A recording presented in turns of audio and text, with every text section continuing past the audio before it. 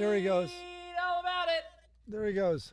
Read Off all and about running. it. We Hey, everybody. got the Fitz dog. We got Gibby. We got news. I mean, look, we're in California. We know what the lead story is, but do you know what's going on in Florida, Tennessee, Philadelphia? No? We got you. We got it. We got it all. There's fires everywhere. We got it covered. Fires everywhere. Well, you wish there was fires in Philly. There's not. That's only because they haven't played a championship game recently. Well, they're playing the Rams on Sunday, and right now Vegas likes the Eagles 6.5 points. Oh, wow. What are we doing? Double or nothing? What's double? You owe me from that Philly game you lost. Oh, shit. All right, so I owe you 50 bucks. Wait, did a listener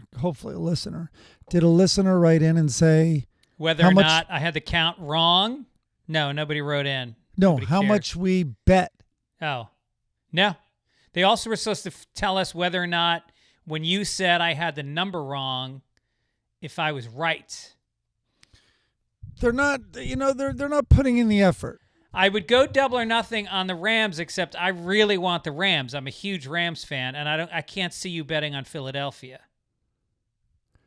I hate the Rams, and I don't like Los Angeles either. So I bet against Los Angeles last week, and boy, it was going to be close, but then they called a fumble touchdown, a incomplete pass. Did you see that call? Which game? The Rams? The Rams QB's going down, and he just basically Oh, yeah. That was it was an intentional grounding. It wasn't a fumble. No, intentional. It's not. It wasn't an intentional grounding. If his arm is moving forward, it can't be a fumble. It can either be intentional grounding or it can be incomplete pass. That's what they called it, incomplete pass. Correct. But that's not a fumble. No, because like Fumble's not an option in that situation. He was being sacked and he just dumped it. That's Right. what he did. Right. All right, whatever. Anyway, so you want to take the bet? $50, double or nothing. You take the Eagles. I think we'll check at game time, but I believe it's 6 or 6.5 points right now. So this is what I want. I either want double my money or to be at zero. So whatever it was, we're double or nothing. I don't know if it was 50. That's literally what I just said. Double or nothing. 50 No, but bucks. it could be 25. Oh, all right. Whatever it is double or nothing. Got it. Yeah. It's going to be nothing because the Rams are going to definitely cover the spread. I got a correction. You got it too from Gibbons? Well, do you want to wait till we get to corrections? No, I put it up top. All right, yeah, put it up okay. top. What is it? No, I just thought it was funny because we talked about Take the Money and Run, where Woody Allen, I watched the scene and I was right. Those straight actors in the most absurd scene are so good. But anyway, he's robbing a bank. He hands the note and it's like, you have a gub, and they say gub. I thought it was gum. Oh, gum is funnier. And of course, Gibbons remembers it that I have a gub, G-U-B. Of course. And the manager comes over, and then they're like, "Oh, all right, we'll authorize this robbery." Yeah. The vice president has to sign off. It's so funny. Yeah. Again, I gotta show the kids those movies again. You know, my kids responded to Bananas. Annie Hall.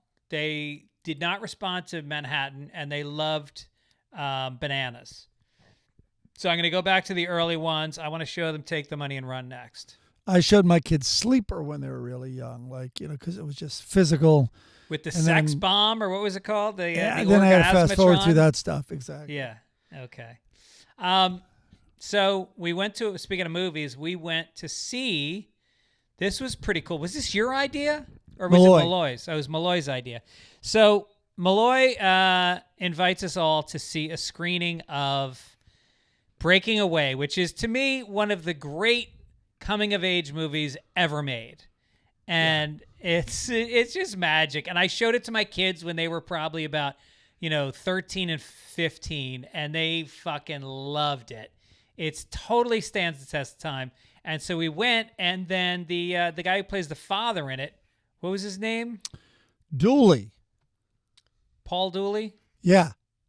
He was there to speak afterwards, and It's the and it 45th totally held up.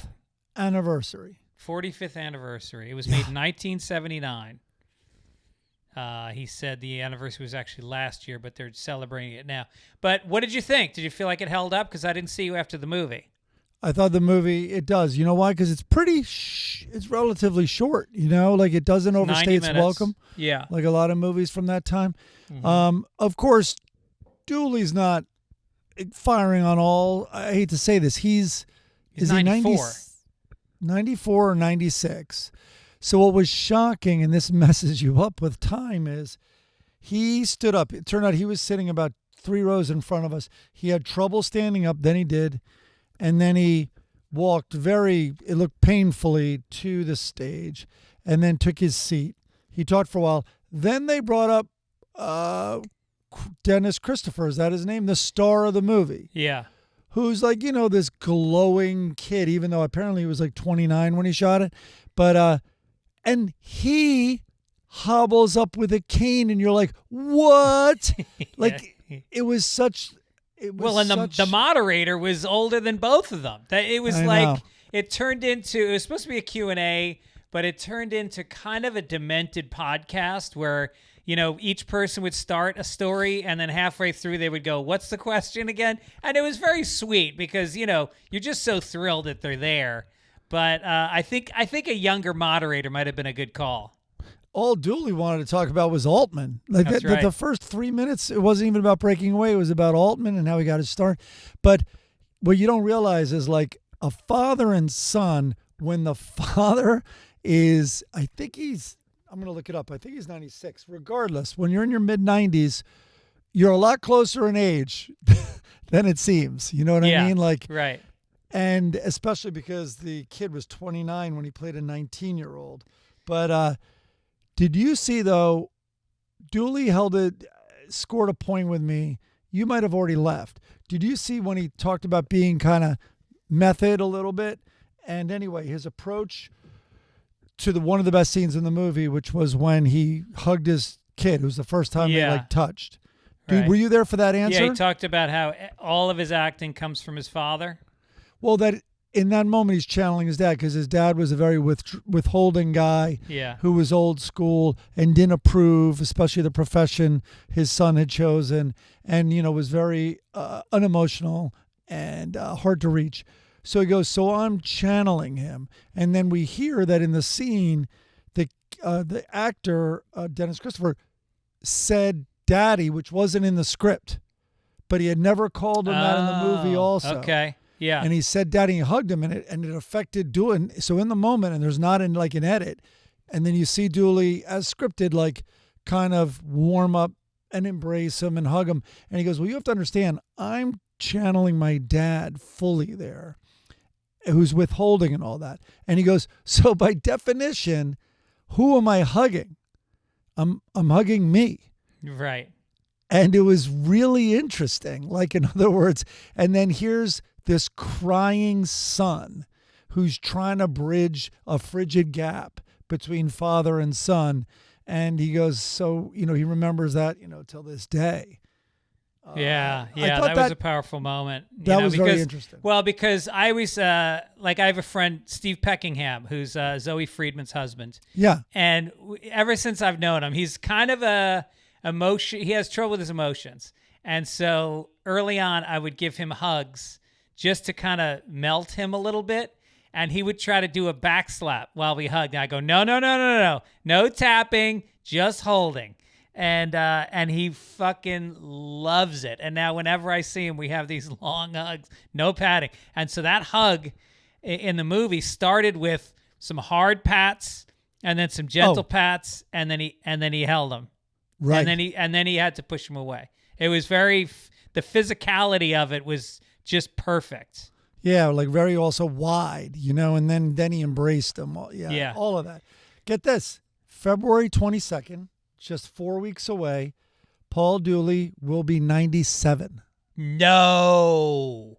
Yes. Damn, he was sharp. He was sharp for 96. He was not sharp, but no, I mean, God bless in moments him. He was, yeah. Well, but, no.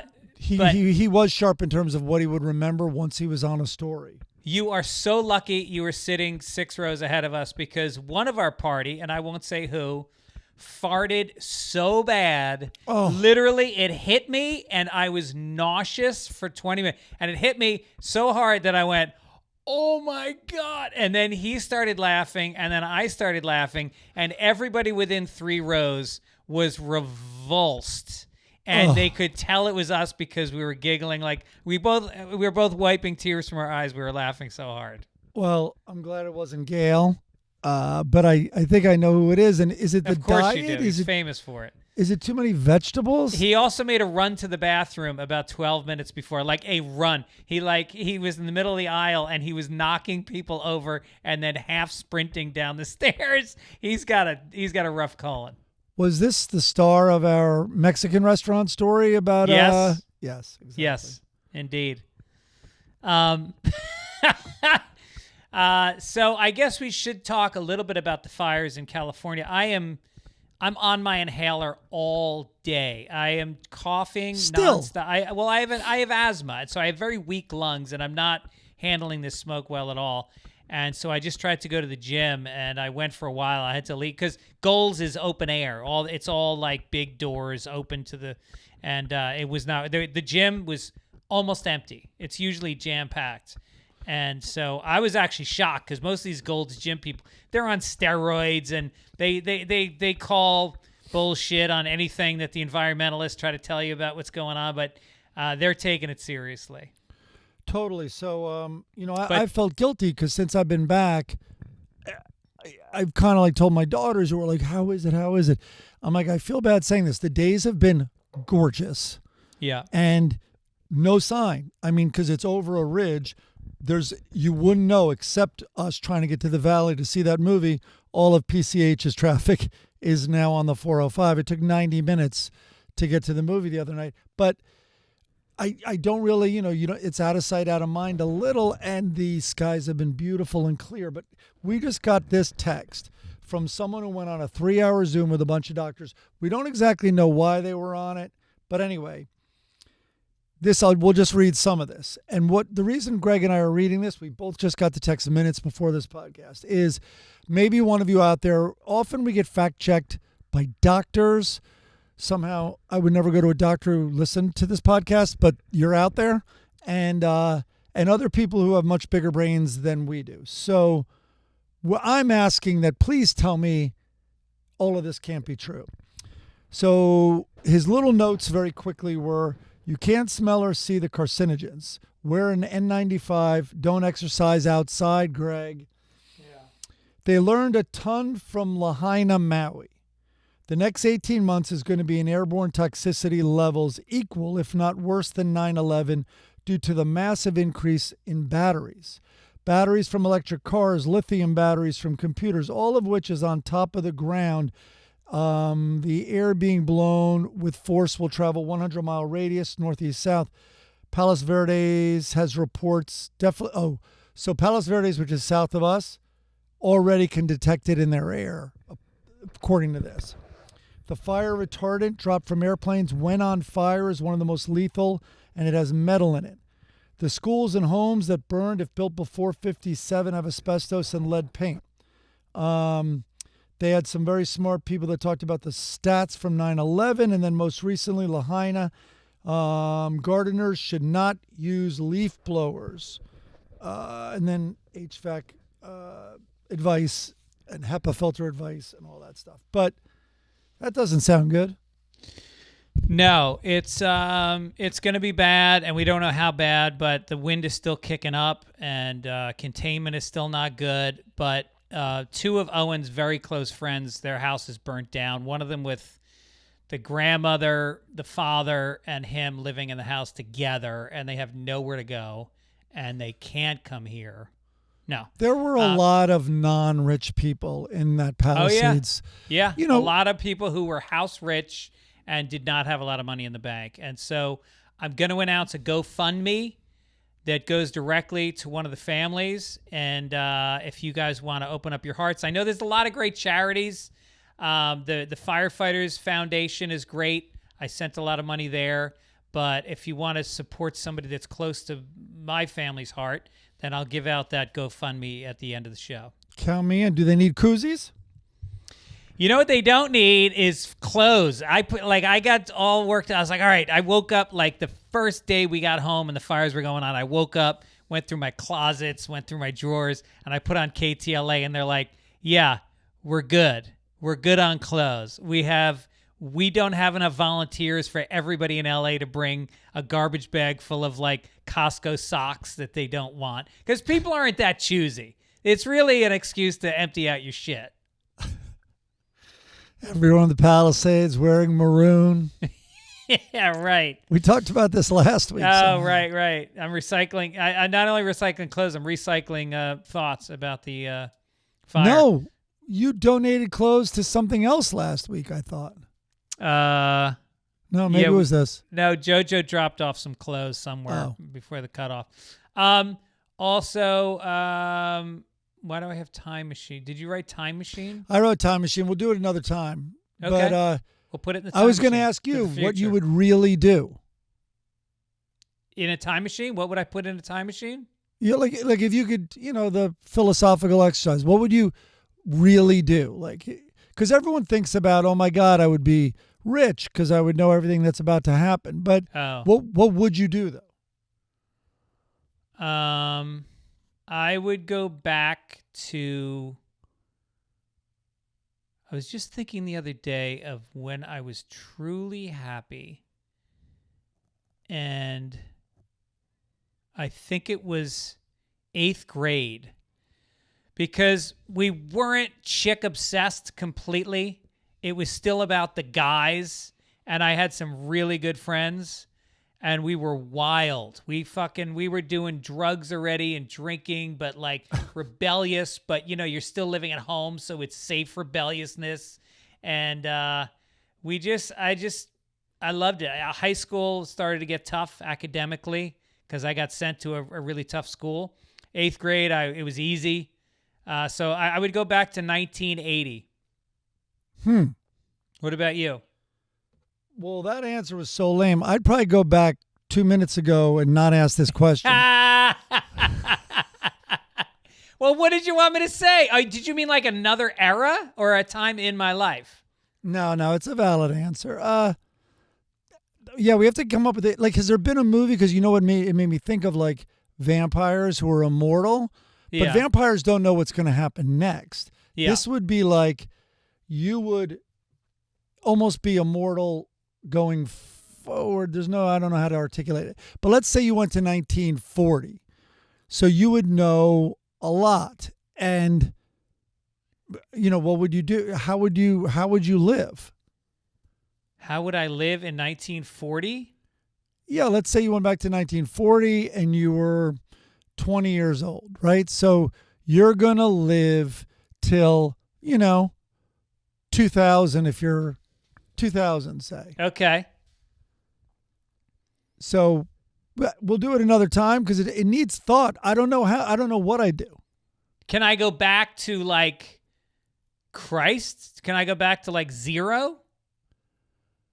Yeah, if you believe Christ was at 0. Well, that's where I want to go. I want to find out. Because the thing about Christ is when he was on his way up, he was an open micer. There was a bunch of messiahs running around Jerusalem at that time. There's this amazing book called Zealot about what it was biographically, historically, what we know, what we can extrapolate about that time and place. And I would go there. I would get to know him. I mean, before John, before Matthew and Mark and Luke, I'm there and I'm hanging out with Jesus. I'm getting to know. I could be the 12th. I could be the 13th apostle. I could be the guy coming off the bench. But Jesus was created really 200 or 300 years later. Maybe not. You don't know that. According to Zealot, what Jesus would be like, dude, what are you doing? Like, all I'm trying to do is hang out with John the Baptist. Yeah, right. So I think you'd be shifted over to him. No, John the Baptist was like his mentor, according to that book.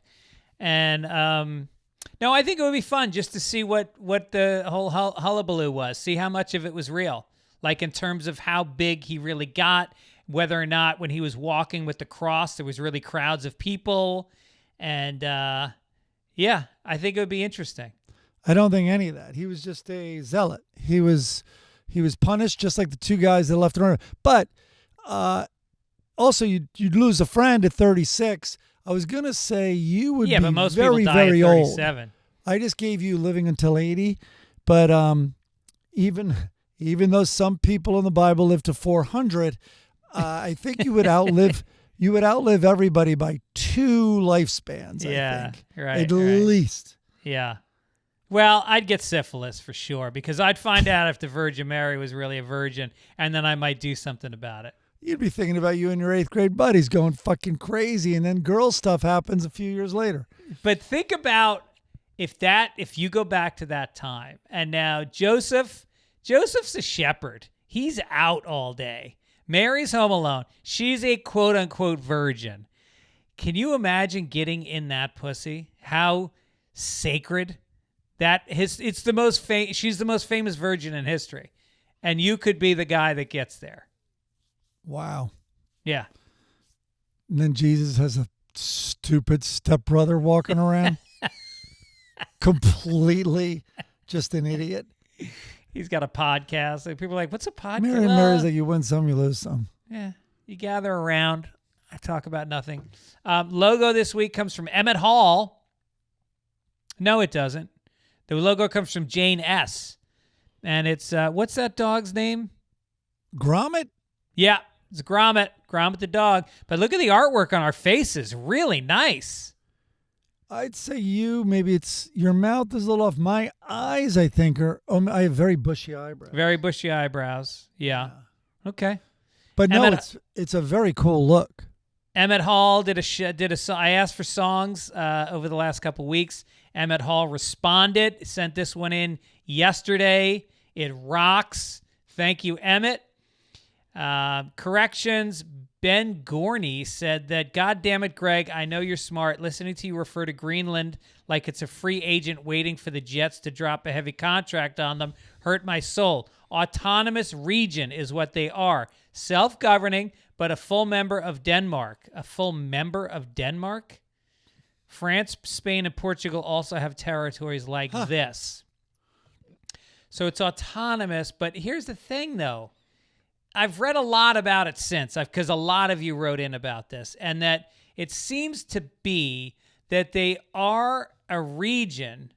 They're not a country, but their deal with Denmark is sort of like it's not, they don't own them. They can re-up the deal. And somebody else wrote in that the idea of the U.S. taking over Greenland is not, it's not new. It's that idea has been around for a while. This will be very unpopular, but so let's say this very aggressive thinking on Trump's part. Let's say we get Greenland. Let's say it's Gulf of America. What else has he floated? Freedom fries. No. Really? Mm-mm. Well, let's say he took over another land, right? We all really enjoy Hawaii. Hawaii was the biggest bastard move ever. Yeah. On the U.S.'s part. You know what I mean?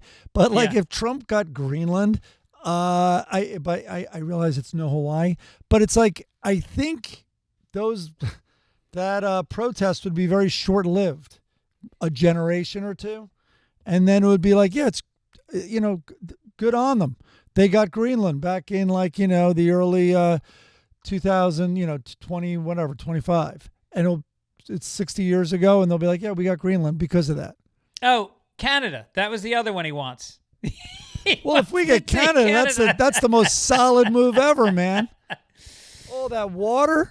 I know. I mean, there's a lot of land that we could destroy up there that they've been taking care of.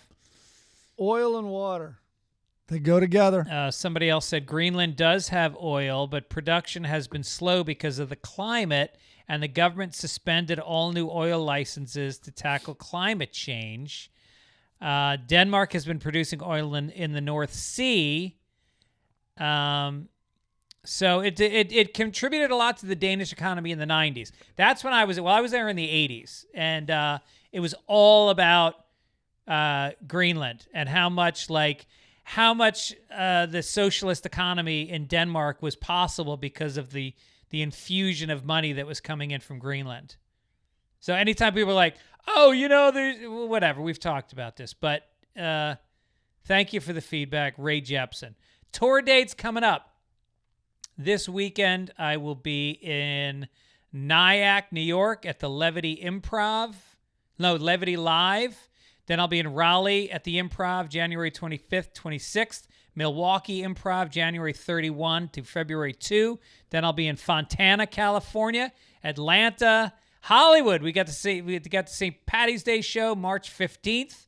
We got a special surprise on that show. Ontario, Toronto, Pittsburgh, Boston, Tampa, La Jolla. Go to fitzdog.com, get tickets. Also, I'll be at the Comedy Cellar Monday and Tuesday night. When? Whatever this date is. The 20th and 21st. Oh. Yeah, I'll be You at tied it to a date? It sounded like it's next week. Yeah, it's next week. It's going to be Monday and Tuesday. Well, you according are to there when next this podcast comes out, it will be 2 days later. It'll be tomorrow. Right. All right. Glad we clarified that. Anyway. Front page. Can we get a crinkle? You got something to crinkle there? Let me tell you about a thing I have here. It is a map of Amsterdam. Whoa. I like it. Here we go. This map will change. Trump is taking over Amsterdam. That's right. On Wednesday, the Supreme Court heard the first major First Amendment case involving pornography. It's also the first such case in 2 decades. It's also the first such case since Republicans gained a 6-3 supermajority on the Supreme Court. Wednesday's oral argument went disastrously for the porn industry. Well, of course, the oral argument went poorly. I would think the anal argument, that's the one you want to dig in on. The oral argument, whatever. I can give it or take it. For Texas teens, this is the one time you do want to find your dad's porn. Right. That's your access point. Oh my God, it's gonna go old school. It's gonna be the way hipsters listen to vinyl. Teenagers are gonna be jerking off to magazines again. So current protections for online sexual content don't seem like they will be completely destroyed, but all 6 of the court's Republicans, plus Democrat Elena Kagan, appears likely to weaken the First Amendment protections.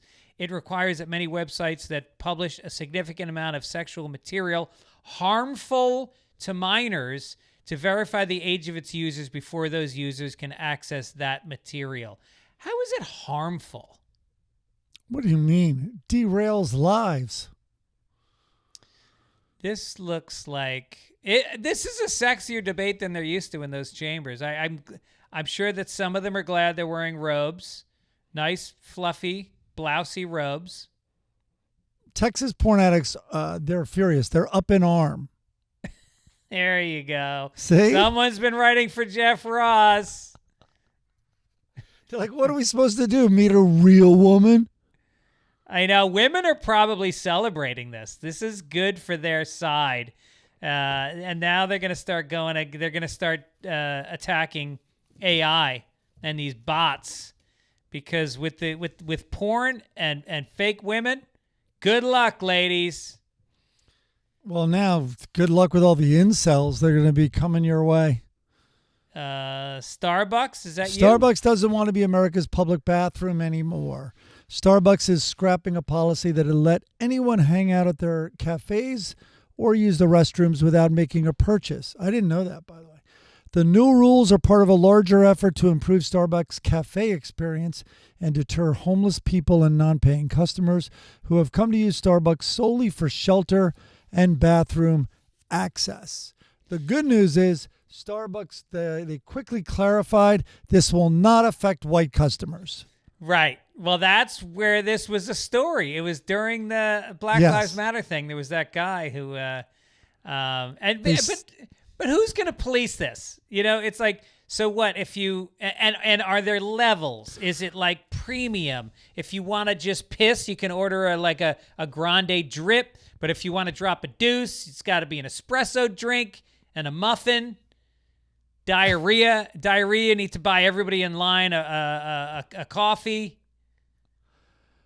They had to know that their bathrooms are going to become an issue. Even with their customers, they are serving drinks of, it's just a liquid that makes you poop. Right. So it was always going to be an issue. When I was at a Starbucks in the Valley one time, I went in and I needed to drop a deuce bad. Like I was squeezing as I pulled into the parking lot, North Hollywood. And I go into the and this is back when they had keys. Remember they used to have keys at Starbucks? Oh yeah, with a big giant keychain. Big fucking chain, like you were in 8th grade. So I go, 8th grade. So I go, hey, can I get the key? And I go up to the door, and as I'm putting the key in, this woman comes up with her kid. Kid's about 4 or 5. And she's got the kid's hand, and he looks very upset. She's like, my kid really has to pee. Is it okay if we go ahead of you? And I just looked at her like, I'm really sorry, but that can't happen right now. And so I went in, and I destroyed the bathroom. I wrecked it. I mean, paint was peeling off the walls. It looked like a car chase had taken place in that bowl. No toilet paper left. And so I come out, and you ever take a shit and then your ass feels like you were violated? Okay. Well, it was. So anyway, I washed my hands. I feel that way right now.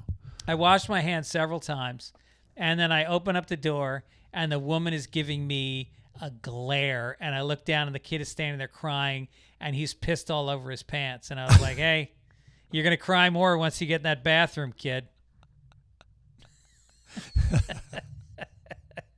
Oh, that is the word. That kid is probably telling that story today also. Yeah, when he sat down on that seat was hot. I don't even know if they went in. I think the mom made the kid stand there crying just to show you what you had done. He didn't need the bathroom. All right. That's true. Why stick around after that? He's done. They're shaming you. Yeah. But nothing could have shamed you more than you did yourself in that bathroom. Speaking of shame, State Farm? State Farm is forced into humiliating Super Bowl U-turn. State Farm has pulled its commercial from next month's Super Bowl broadcast after receiving fierce criticism following the outbreak of the Los Angeles wildfires. Just months before the devastating inferno broke out, State Farm made the controversial decision to revoke fire coverage for tens of thousands of residents in the state, leaving many in a state of crisis after their properties were turned into rubble. State Farm said it has received more than 7,800 home and auto claims linked to the California fires, and to date, they've paid out a total of roughly $50 million to customers. $50 million. That's a few blocks in the Palisades. Yeah, that's not a lot. Right. These numbers will continue to rise as residents return to assess the damage. The insurer dropped, listen to this, the insurer dropped 1,600 policies in the Palisades in July, according to the Department of Insurance. Yeah, they dropped us in August. We were with Allstate and our State Farm, and they fucking dropped our homeowners policy. And you know what they said? They had to come up with a reason. So they said they flew a drone over our house, and it showed that there was tree coverage over our roof, which I don't know why that's a hazard. And so I looked outside. There was a branch the size of your arm hanging over my roof, and they canceled our policy because of it.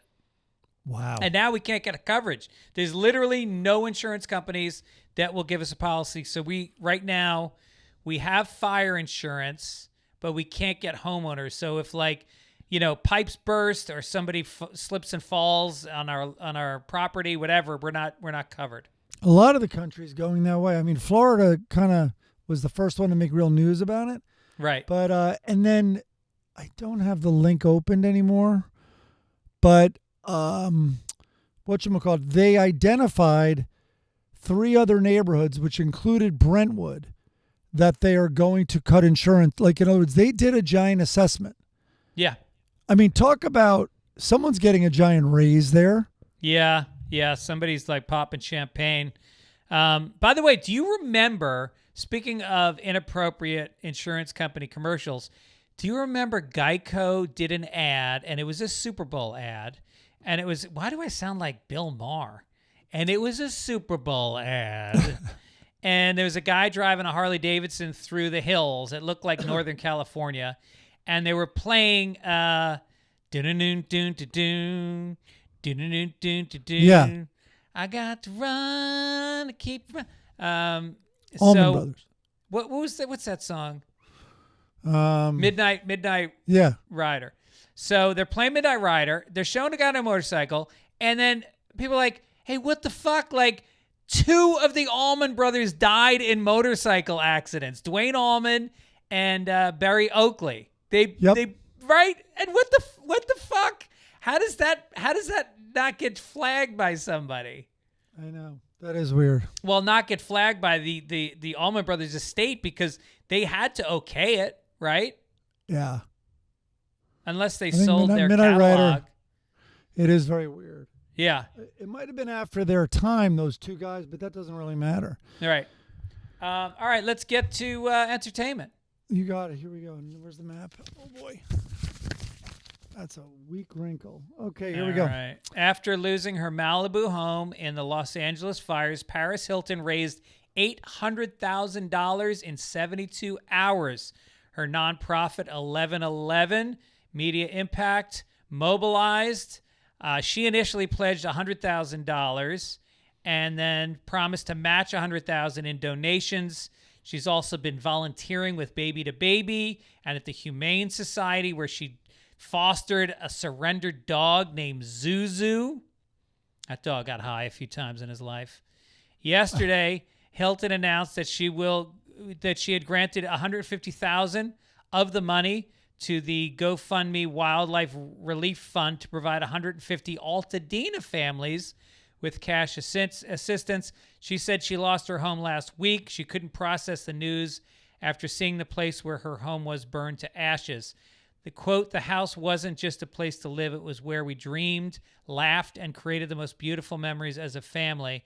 It was where Phoenix's little hands made art that I'll cherish forever, where love and life filled every corner. It's devastating beyond words." I mean, Jesus, heartfelt. She was efficient in her work, eloquent. I mean, you ever think maybe we were the idiots? You ever think that maybe Kim Kardashian got a law degree? You ever think maybe America got played by these women back in the 90s? I don't. I mean, that's really nice of Paris. I don't want to take anything away from that. But Kim Kardashian, no, the shaming continues. You know, they like shattered water use records when we were all supposed to limit our water use during a drought. I didn't know that. People are revisiting that with the Kardashians. Yeah. Interesting. Totally. All right, but Paris comes off pretty well here. Well, I feel bad for her. I mean, I wonder where can a Hilton stay when they lose their home? Right. I mean, she's going to have to wash her little boobs with those little soap bars. By the way, does GoFundMe, I don't know how it works. Can they waive their fees for something like this? That's an interesting question, because the GoFundMe that I sent money to Owen's friend, and it said on it, they suggested that I give 10% as a fee to GoFundMe, but it said you can set the amount, and I changed it to 5%, and it let me. So I think it's a donation service fee. So not only are you donating money to people, but the GoFundMe site itself. And I called my mom today, and we were talking about the fires, and she said she wanted to give money. And I said, well, why don't you just give it to Owen's friend's family? And so she said, but I don't want to pay the 10% because she had given money to somebody else. And so she goes, I'm just going to send Owen the money in Venmo, and he can give it to his friend. And so, but no, I think for people, people can correct me, but my reading of it was, and my experience with it was, that it is a suggested fee. Huh. All right. Yeah. I know nothing about it. Yeah. All right, more Hollywood news. Donald Trump says Jon Voight Mel Gibson, and Sylvester Stallone will be. I'm starting again. All right, here we go. Donald Trump says Jon Voight, Mel Gibson, and Sly Stallone will be his special ambassadors to Hollywood. It's my honor to announce Jon Voight, Mel Gibson, and Sly to be special ambassadors to a great but very troubled place, Hollywood, California. They will serve as special envoys to me for the purpose of bringing Hollywood, which has lost much business over the last 4 years, to foreign countries, back bigger, better, and stronger than ever before. These three very talented people will be my eyes and ears, and I will get done what they suggest. It will again be like the United States of America itself, the golden age of Hollywood. I mean, how did Vin Diesel not make this list? Right. It seems like he's going to make Hollywood shit again. Dickie, by the way, had a great joke. He sent me this post later in the day, and he goes, "Now we know what killed David Lynch." Yeah, I mean, why? How is these guys? Are they going to try to make 1984 the golden age of Hollywood? Like, I don't think big agencies are like stopping board meetings when Jon Voight is on line one. You know, why don't we tap Potsy from Happy Days and Emilio Estevez? Yeah, you got the guy from Anaconda. You got Mel Gibson, who's gotten in a bunch of trouble, and then of course Rocky. Who is he racist against? Was it the Jews? Yes. Yeah. Well, that's anti-Semitic, I guess. Well, you can't be anti-Semitic and bring Hollywood back to the golden ages, because the golden ages was Metro-Goldwyn-Mayer. It was all Jewish in the heyday. Oh, yeah.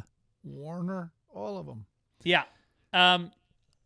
So let me tell you my Jon Voight story. Have I ever told you the Jon Voight story? No, I don't. Well, probably. You must have. So I'm about 29 years old, and I get my first big development deal. And so I'm living in New York, and they fly me out to California to take meetings and, develop the show. And so they're flying me first class, and I've never flown first class in my life. So I go out, I do a bunch of meetings, I rent a Mustang. I'm staying at the Argyle Hotel. It was like I'm listening to the Beastie Boys' "Hello Nasty." I remember listening to that fucking CD in the car. It was like, if I could have a time machine and go back, that might actually be it. This sounds better. So now I get on the plane to fly home, and I'm exhausted. I was out. Me and Malloy were at a poker game. Artie Lang was in town. And the night before I flew out, he had a suite at a hotel because he had a deal also. And, of course, invited a bunch of guys, big poker night, emptied his mini fridge, and they just kept coming up and refilling it. I don't know what his fucking bill was. So I got 3 hours of sleep, and now I got a window seat in first class. I'm like, all right, I'm sleeping all the way back to New York. And I sit down, close my eyes, and then all of a sudden this guy plops down next to me, slaps me on the shoulder, puts out his hand, and he goes, "How you doing? My name's John." And I was just like, oh, Jesus. I go, "Hi, John. I'm Greg." And he goes, "So, what are you doing out here? You going home or?" And I kind of wake up, and I was like, "Yeah, I'm a comedian, and I have a deal with CBS. I'm going to do a sitcom. Whatever. It's no big deal. They're flying me out to meet with producers." Anyway, so he goes, "Oh, all right, that's great." And so then I just close my eyes and I start going to sleep. Plane takes off. We're in the air, and then all of a sudden people are coming by our seat, and they're saying, "Oh my God, huge fan," shaking his hand. "I can't believe you're on this flight." And so then I sit up, and all of a sudden I go, "I'm sorry, what do you do?" And he goes, "I'm an actor." And then I go, "What have you done?" Which, as I said it, I was like, oh, that sounded really bad. And he goes, I won an Oscar. And I said, "Oh." He goes, "Jon Voight." He goes, "It's Jon Voight." Which, first of all, in my defense, Jon Voight did not look like Jon Voight in 1997. Right. His face changed dramatically. And so we started talking. We were flying back. He was flying to New York because his father had just died. His father was a greenskeeper at a golf course in Westchester County that I used to play golf at.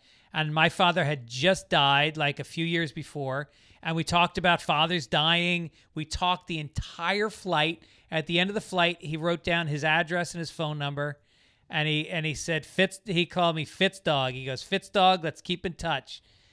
And then I never called him. I just was like, it just felt like this perfect interaction, you know, and I just was like, I didn't want to ruin it. I didn't want to be let down. So I just never called him. And then cut to like maybe 12 years later, I was on the You see Anaconda and you're like, I got to reach out. No. And then I ripped up the number. And then, so I'm on the Bob and Tom show in Indianapolis, and they're interviewing me. And they said, by the way, Greg, do you mind if we take a call? John Voight is promoting something. So in the middle of your interview, is it okay if he calls in for 10 minutes to promote the film? I said, of course. Great. So he calls in, and then I said to them, by the way, I met him once. I might have told the story to them. And then they said, all right. So he comes on the air, and they said to him, by the way, we're sitting here with a guy you might remember, Greg Fitzsimmons. And he goes, Fitz Dog. No. Isn't that crazy? And then we talked about the flight, and I don't know if he didn't ask me why I never called. I'm not even making a joke. I'm surprised he was open to you when it was like, now you want to talk, now that you know he's an Oscar winner. Right. I know. I don't come off well in that story. No. He does. Boy, does he. Yeah. Although I think his daughter did not. Wait, what was his daughter's They're not name? talking. Yeah, I think they're not talking. No, like famously, and I don't know why, or they weren't anyway. I don't know what the beef is. Yeah, there was a beef. I mean, I assume it's politics. Yeah, I know he's obviously a Trump guy, but I wonder what his views are. About Yeah. that. I don't know. All right, well, we're moving on to Make America Florida, y'all. Okay. Sorry about my voice today, by the way. Maybe it's this invisible pollutants. Florida man arrested after allegedly engaging in sexual acts with a horse. The Polk County Sheriff's Office said they responded the day after Christmas, that's sweet, to the Lake Wales area in reference to possible sexual activities involving an animal. Officers said they spoke to a woman who told them she saw the man engaging in sexual actions near her horse's head.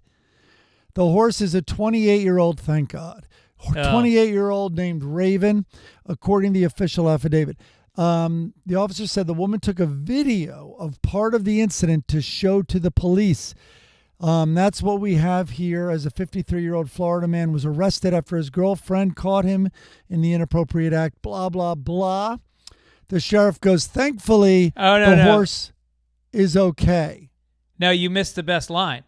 More specifically, he was penetrating the nose of the horse. Oh, you took out, I put another article because you changed my copy, bro. No, I didn't. I think 53. Inappropriate.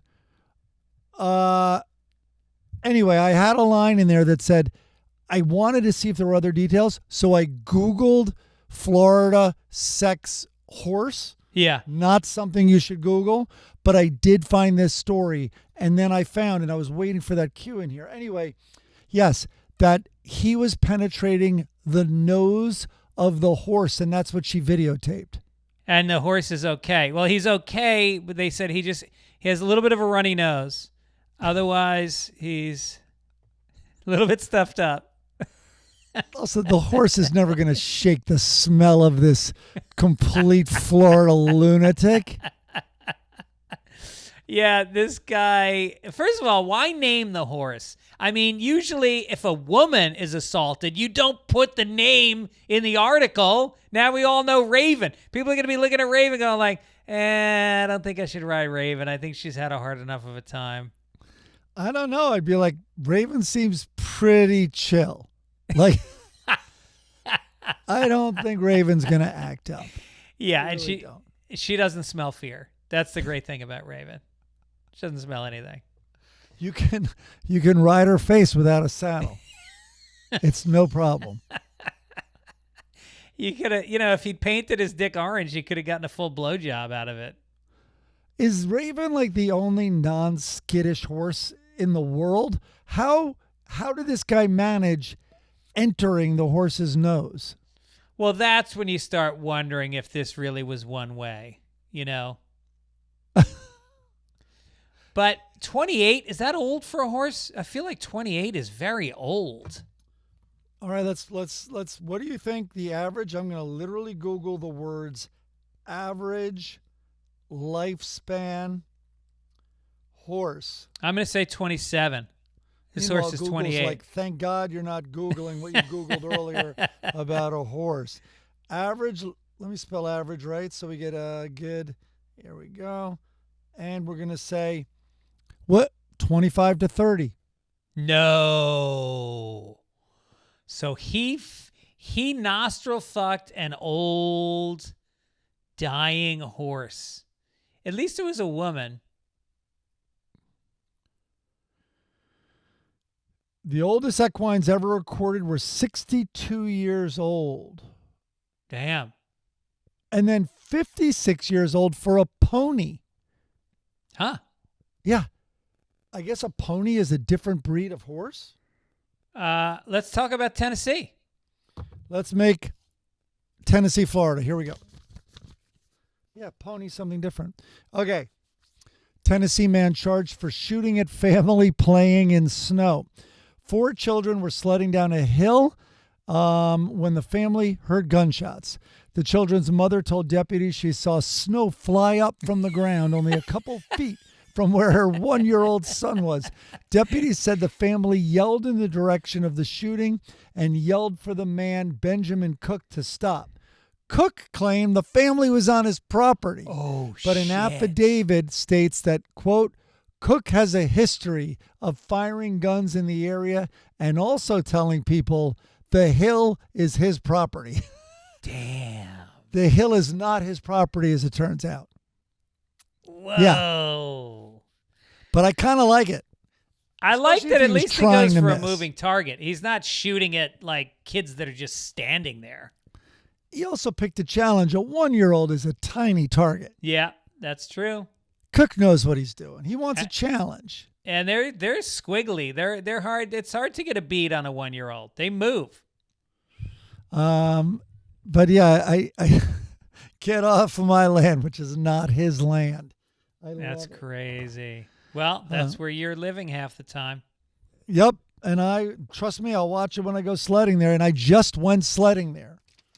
That's the snow that they're talking about.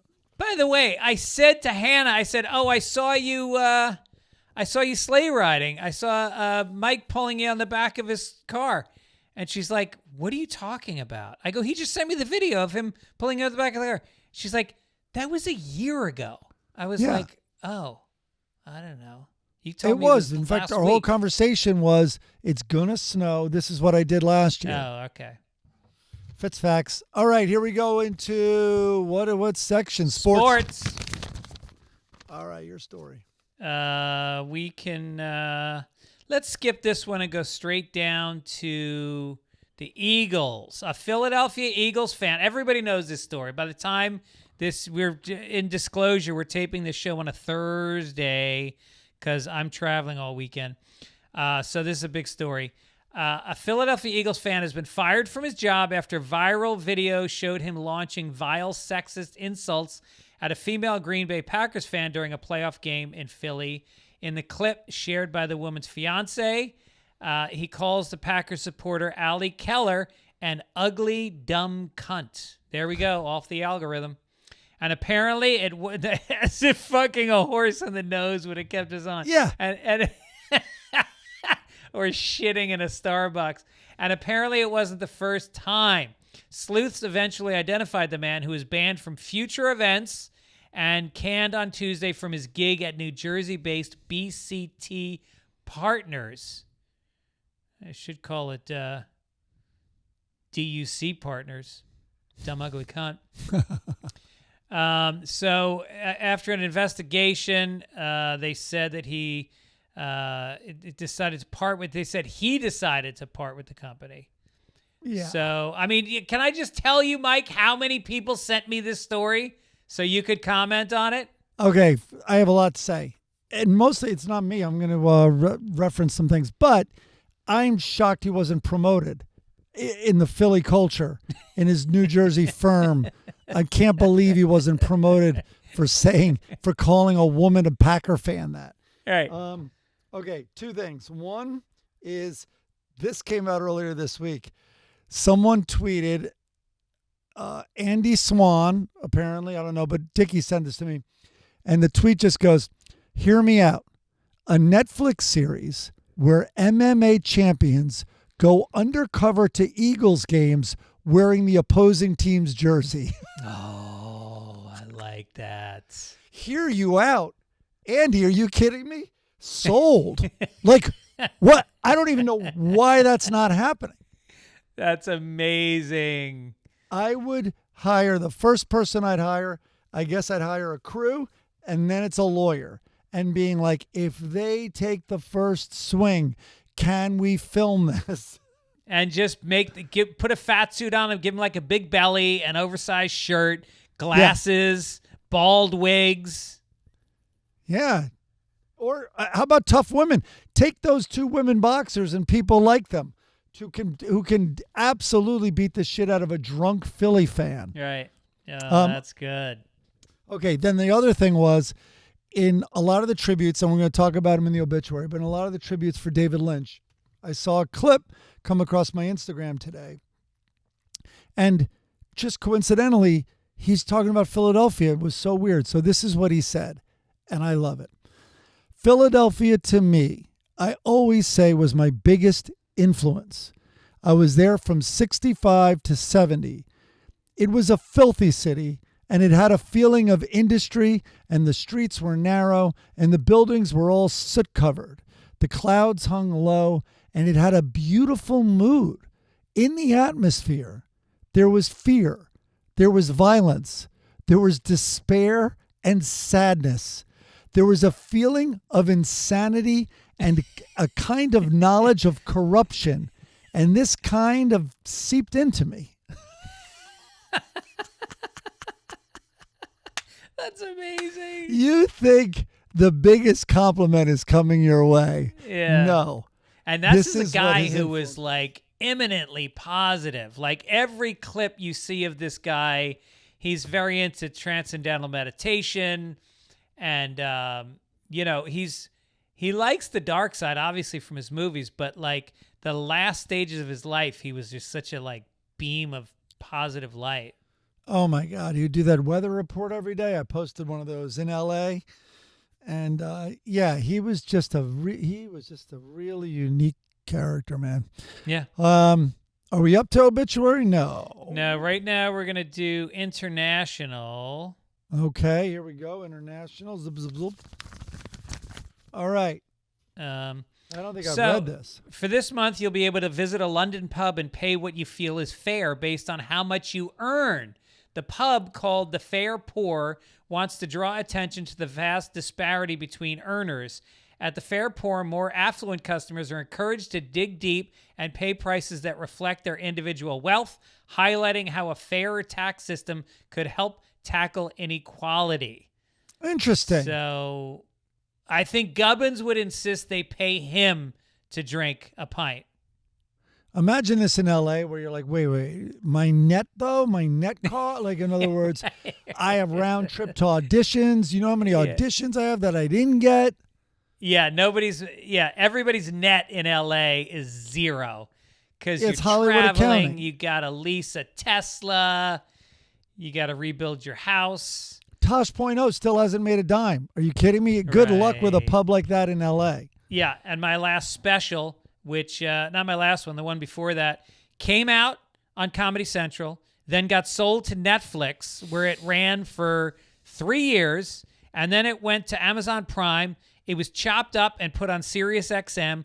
Clips were put on YouTube, and I have not seen one dime in residuals. I got paid a little bit up front, and that was it. It's ridiculous. It's a joke. So maybe we should use this model for our Patreon. We're discussing doing a Patreon, people. Ads have slowed down considerably for independent podcasts like ours.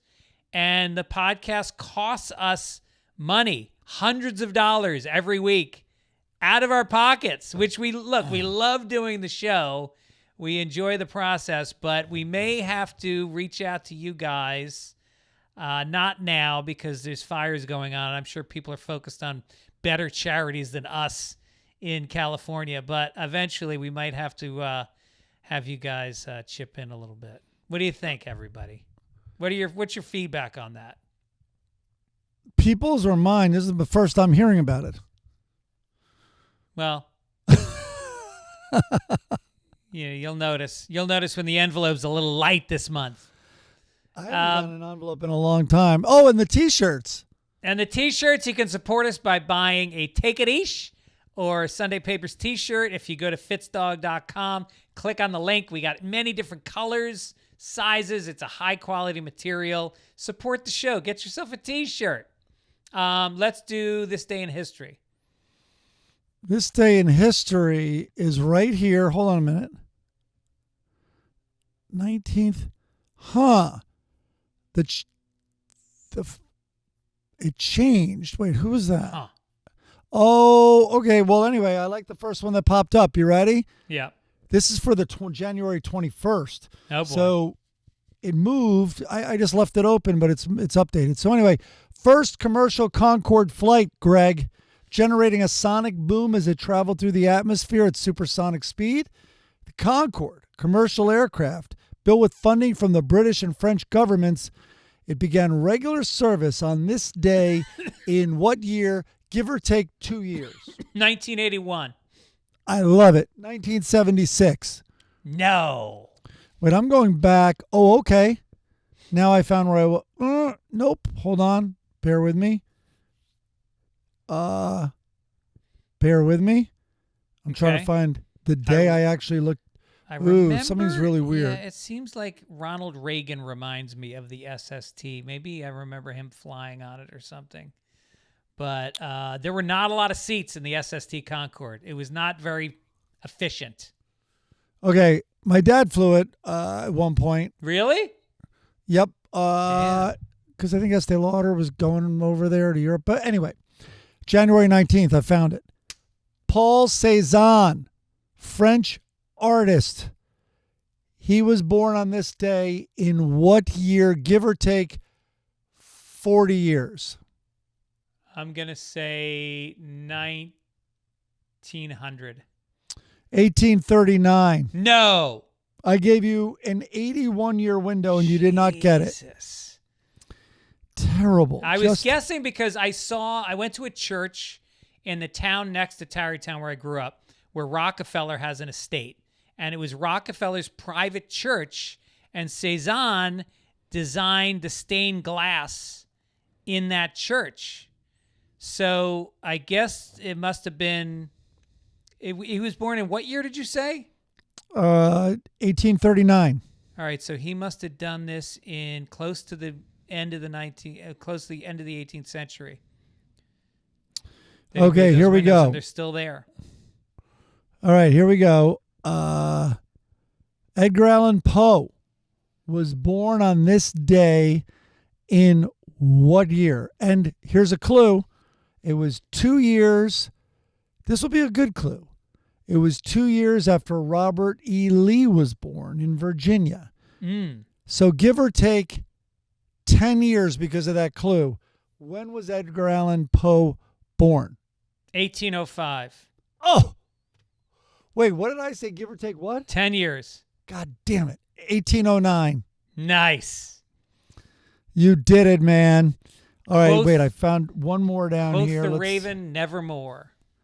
Yep, there it is. Kubla Khan. That's a different one. All right. What was the other one? A lot of birthdays. Did you know Buzz Aldrin was born in Montclair, New Jersey? That's exciting. The first official basketball game was played in Springfield, Massachusetts by YMCA students of the game's inventor, James Naismith, what year was the first basketball game played in Springfield? And I'm going to say, give or take, 18 years. I'm going to say 1905. I love it. 1892. Ugh. You missed by 5 Is that years. where the Basketball Hall of Fame is? Yep, sure is. Right. All right, let me see if I can find one more for you. God, it's all birthdays. Boring. One more. We're going to go Placido Domingo. I love Lennon. that we have a pre-show meeting, and I literally say, have you looked at some dates? And you always go, oh, yeah, got it all lined up. And then we have 10 minutes of dead air. But if you had won that, we would have got out. Now I'm just looking for a bonus, man. Right. They're all birthdays and death days, except one of the most notorious domestic terrorists in U.S. history, Theodore Kaczynski, the so-called Unabomber, who killed 3 people and injured 22 in 16 attacks between 79 and 95. Well, he was sentenced to 4 terms of life in prison without parole. On this day, in what year the Unabomber sentenced, give or take 5 years? I'm being very generous. Wait, he committed the bombing between 79 and 95? Oh, I shouldn't have read those. Yes. So I'm going to say 99. God damn it, 98. Yeah, thank you. I would have actually Clue. guessed later. Sometimes open and shut cases, in my opinion, take a long time. Well, because that was a civil action. There was the civil suit, which involved all the victims. But I think they also charged him individually for every murder in the crime. You know what you would do very well at right now? Edvard Manet was born on this day in what year? I'm not. This isn't part of it, but based on your knowledge now. 1800. 1832. Shit. Come on, man. He was around the same generation as Didn't our you just first say I guy. got a 33-year window, though? Cezanne was 39. No, I give you Okay. no window. That wasn't All right. part of it. Okay, we're moving on. All right. Let's cheer up a little bit. No. First, we got to go down. Letters to the editor. Let's do that. Pat McGroin, which I don't know that that's his real name, wrote in to say, glad you two are okay after a rough week in your world. Just a comment from last week's pod. Funny story about Brooke Shields and her lady parts that finishes with Greg saying, quote, what some people would put in a book. That's coming from a guy that went into the fens to blow a guy and then went on the biggest radio show of all time, Stern, to reveal that story. Fantastic work, guys. Glad you made it to 5 years. Pat McGroin. Pat is groin. And then JP said, Gibbons didn't sound triumphant in his decision to rent in the face of the fire. Hasn't that been his stance, renting because either there was going to be an earthquake or a property crash? Can you ask him to comment on the podcast? Here's what I would do, Greg, if I owned a place. I would be renting it out now and killing it. Not even with price gouging. It's just, maybe it's still price gouging, but offers come in. I saw this one realtor come across my feed. There was a house. It wasn't her listing, but there was a house and it was going for a big house, like in Brentwood, and it was going for $20,000 a month, which, believe it or not, is not an uncommon rent here in Los Angeles. And then the fire happened, and a bidding war ensued. And it's now being rented for $38,000 a month. Wait, how is that not gouging? Well, a bidding war happened. Like, they didn't raise it. Yeah, but wouldn't you think? No, I said maybe it's still gouging. Yeah. I don't know. I know. I talked to Dennis's friend who is a realtor, and he said that all of the people, he lists properties, and he said all of the owners called him and said, not all of them, a lot of them said, raise the rent. Raise it 20%. 20, you could double it. Isn't that shitty? It's very shitty. But, I don't know. The reason I'm renting, well, I had to move here because I had to be in the zip code of Santa Monica High School for my daughter, and then I kind of fell in love with how easy this place was. But really, I've been priced out. That's the real truth of why I'm still renting. If I bought even the apartment I'm sitting in, it would more than double my monthly cost, easily more than double, maybe triple. And but also an earthquake, I think, is a little different. It's not as isolated, obviously. But what I didn't realize was an earthquake also really scares people. Like more, this fire was very scary and was almost like an earthquake. Not is. What? You said was, the fire was. It is a fire. Yeah, kinda. Why, is it burning out? Yeah, all the headlines today are, and also the amount of today. personnel here. Like, I think I sent you that clip of PCH, which is closed, is one gigantic fire truck parking lot. Wow. Like, they are waiting. The planes are filled. The planes are waiting. Now, the problem was it was like a hurricane that came in here with fire in it. That's basically what it was. Right. And so, when it's a neighborhood like that, instead of all of LA, like all those people have to go somewhere, and it's going to raise rents. So maybe it backfires. I don't know what I'm talking about, but I don't think that way. No, I was really bummed about it. I'm definitely not triumphant, I guess is the word you used, feeling that way at all.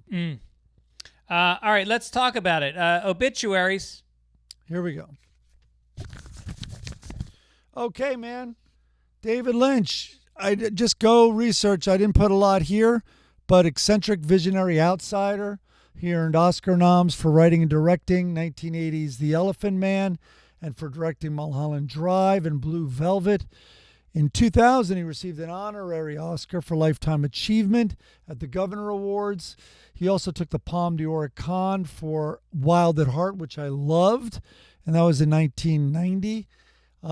He was nominated for the prize 3 other times. He also, Blue Velvet is just unbelievable. And then he kind of had a big hand in changing television with Twin Peaks. Do you know that Twin Peaks was only originally on for like 2 seasons? The second season, people kind of turned on it a little bit. They left. They stopped watching. It's one of those shows like Freaks and Geeks where like it's this touchstone moment in TV that everybody talks about. And it really Freaks and Geeks, I think, only did 1 season. And was it 1 or 2? I think it was only 1. But people didn't watch Freaks and Geeks except the cult following. Everyone watched Twin Peaks. And then it was like a little bit how like Lost turned off their following, That's what happened with Twin Peaks. But then it was made into a movie, I guess, which did well. I think they did a couple movies. There was originally like the Fire Walk with Me or something. And then I believe they bought the show back on like Showtime and did another season or 2 of it. But for anyone too young, or if you didn't watch it, you have to understand what Twin Peaks was.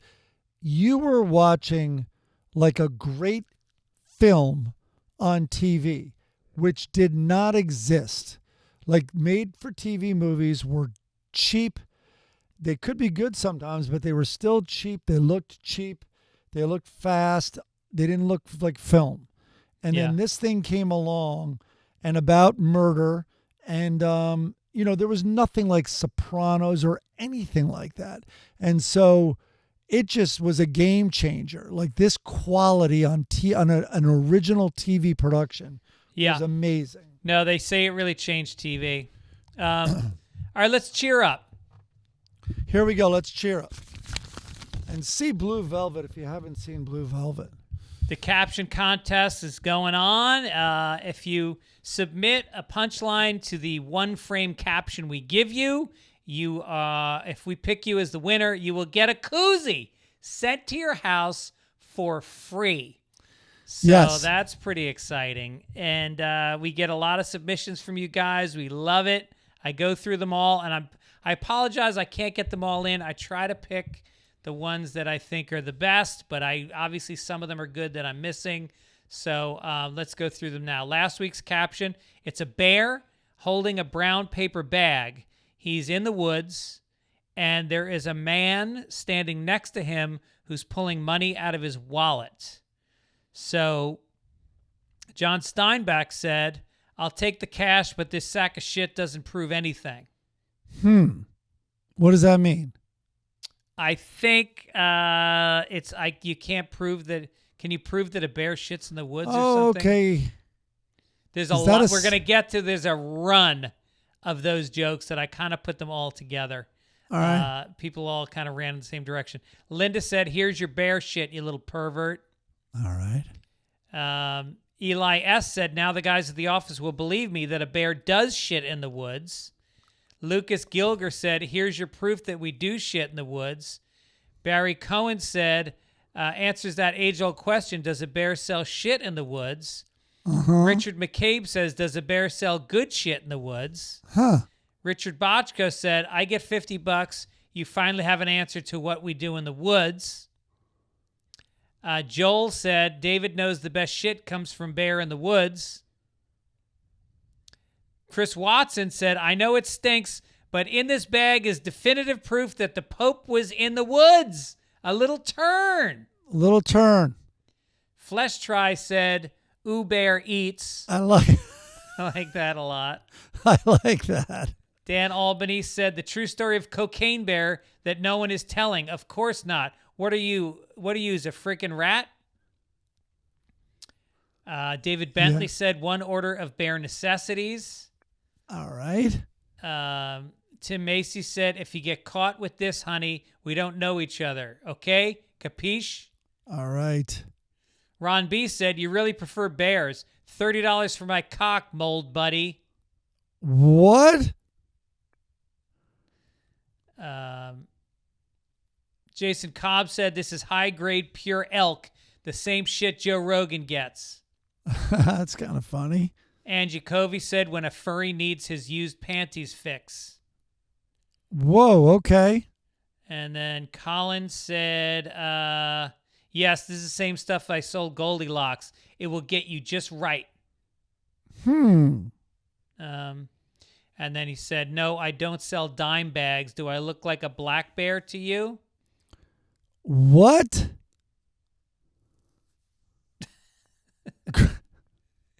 And then Sean Johnson said, put this in the porridge next time, and that little Goldilocks will sure take a nice long nap. So there we go.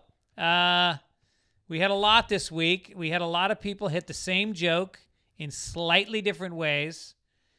And I think the one that you liked the most, based on your laughter, was Uber Eats. Okay. I think so. All right, so Uber Eats came from Flesh Try. Congratulations, Flesh Try. You got a koozie just in time for January. Yupper. Well done. Cold spell.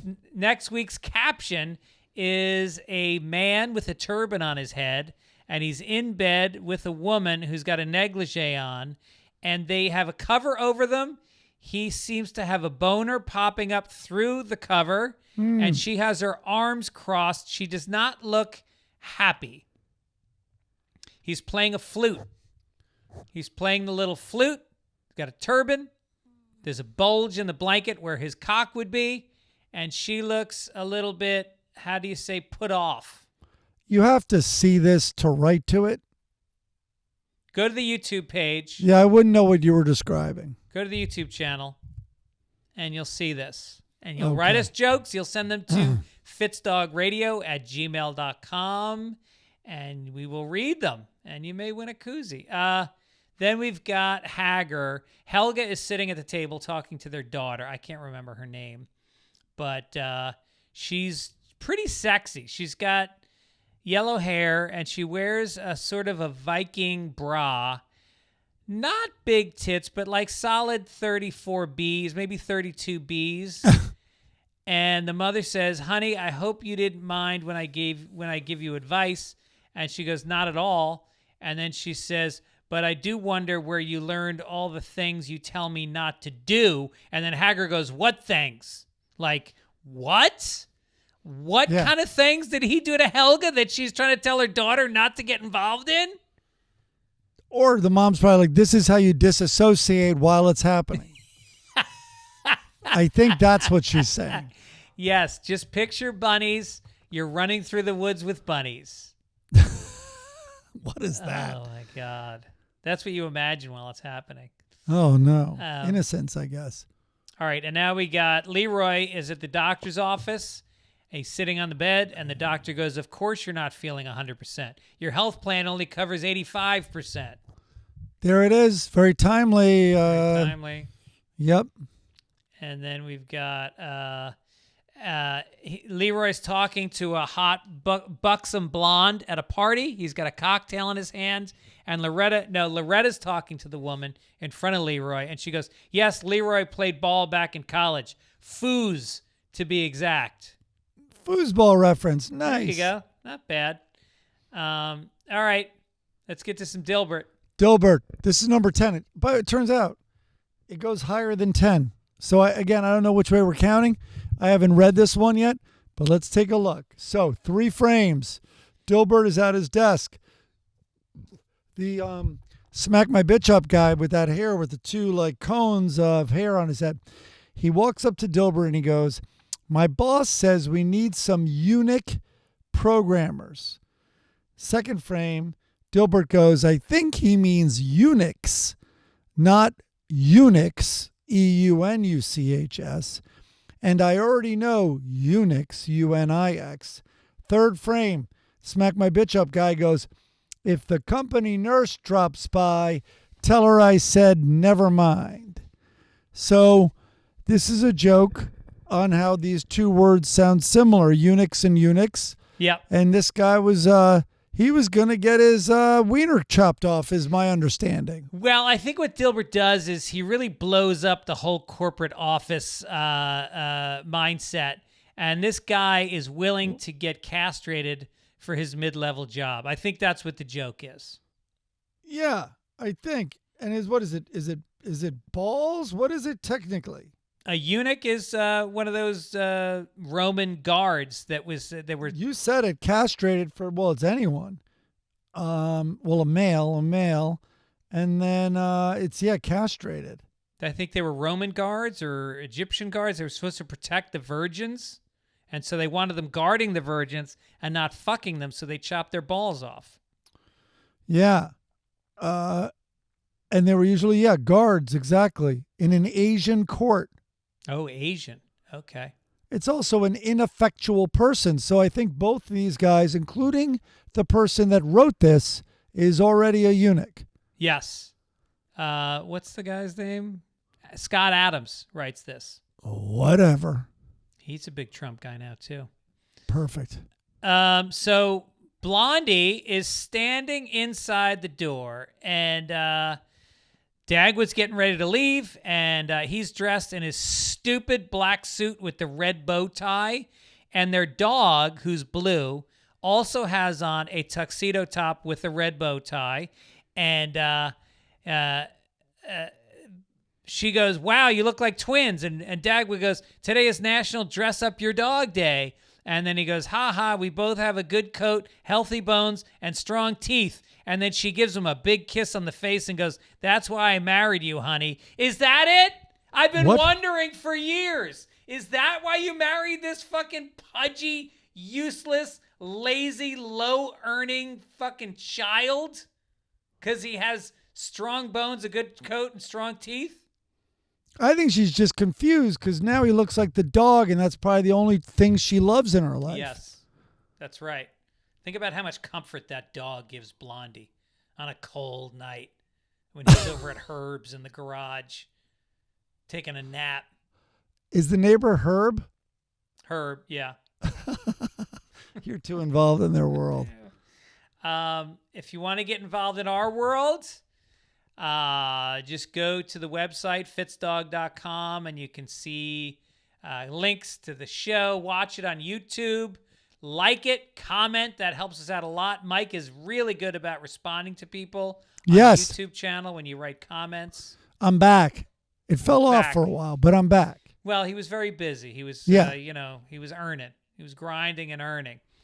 And don't forget, I will be in Wisconsin. I don't know. I'm in a bunch of places. Go to fitzdog.com, get some tickets, come on out. Tomorrow you're at the Cellar, bro. I'll be at the Cellar tomorrow night and the Stand on Tuesday night. And then I will be in Nyack next weekend and then Raleigh later that weekend. Mike, anything you want to promote? Blue Velvet. Yeah, Blue Velvet, man. See Blue Velvet. I was trying to think if I saw something. Oh, Ronnie Chang's new special I really liked. Oh, I heard it's good. Yeah, I heard it's very good. Did you ever see Interior Chinatown, by the way? What the hell's that? It's a show that he's in with O Yang. What's that guy's name? Stephen O Yang? Something O Yang. Jimmy O Yang. And here in this show together, it's really, really good. It's about Chinatown. Huh. And I won't give anything away except definitely watch it. Okay, I will. No, I like him a lot. And thank you, Midcoast Media, for producing, and we'll catch you guys next week. Take it easy. Take it easy.